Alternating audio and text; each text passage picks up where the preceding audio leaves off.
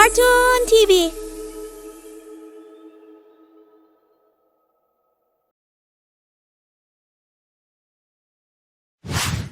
प्यारे दोस्तों, आज की कहानी सुधा नाम की एक लड़की की है।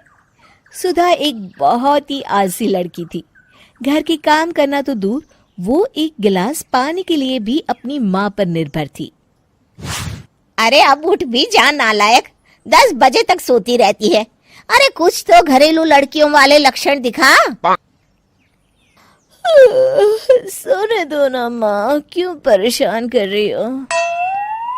अरे भाग्यवान, क्यों मेरी बिटिया को तंग कर रही हो? सोने भी दो इसे।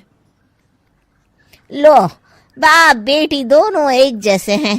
देख लेना, आपकी ये लाडली ससुराल जाके हमारी नाक कटाएगी। मैं कहती हूँ अब भी वक्त है, अपनी ये आदतें सुधार ले, वरना ससुराल में तेरी सास कान खींच कर तुझे सीधा करेगी। वही तुझे सबक सिखाएगी। दुनिया में आज तक कोई ऐसी सास पैदा नहीं हुई माँ, जो सुधा चोपड़ा को सबक सिखा सके। लेकिन होनी को कुछ और ही मंजूर था। सुधा की शादी एक ऐसे घर में हो जाती है जहां उसकी सास एक रिटायर्ड पुलिस वाली थी। अब कहानी में मजा आएगा। हाँ माँ, यहाँ सब बहुत अच्छा है।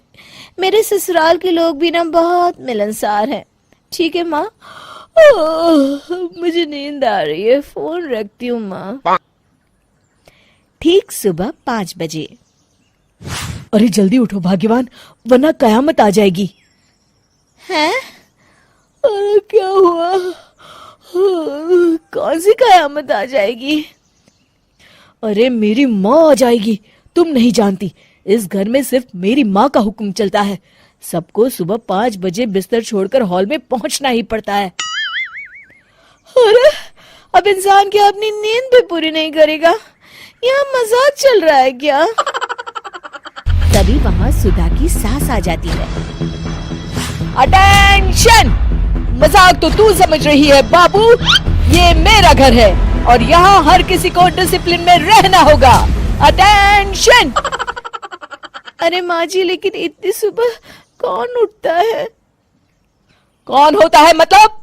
हम सभी उठते हैं, रोज उठते हैं, और अब से तुझे भी उठना पड़ेगा। आखिर मैं पुलिस वाली जो ठहरी। अटेंशन!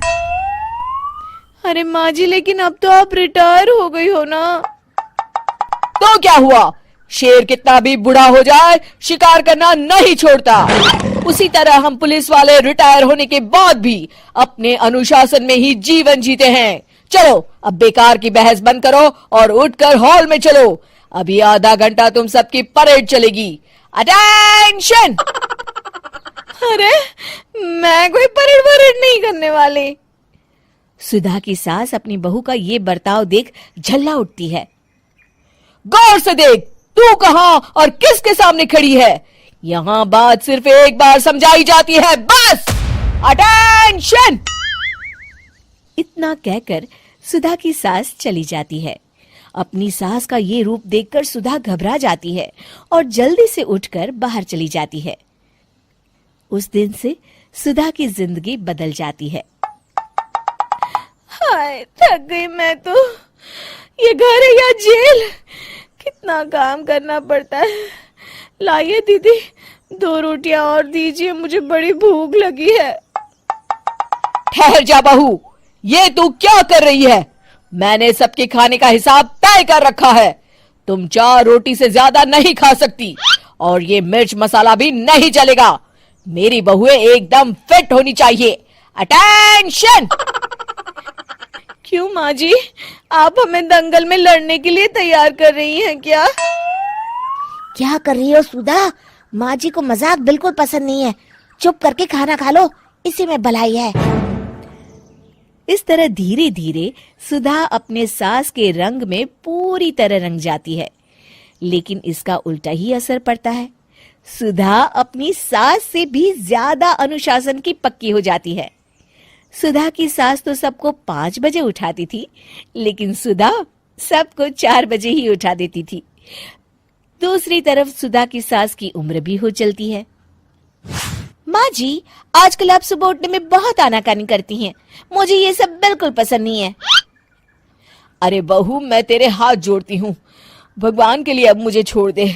इतने सवेरे उठना और कसरत करना अब मेरे बस की बात नहीं है। माँ जी, आप मैदान छोड़ के भाग रही हैं। आप तो पुलिस वाली हैं। अटेंशन! अरे अब कहाँ की पुलिस वाली, अब तो मैं रिटायर हो चुकी हूँ। बस बहुत हो गया, अब तुम सब जैसे चाहे वैसे जिंदगी जियो और मुझे भी जीने दो। अपनी सास को गिड़गिड़ाते देख सुधा मन ही मन मुस्कुराती है। इस तरह उस दिन के बाद से सुधा के ससुराल वाले एक सामान्य जीवन जीने लगते हैं।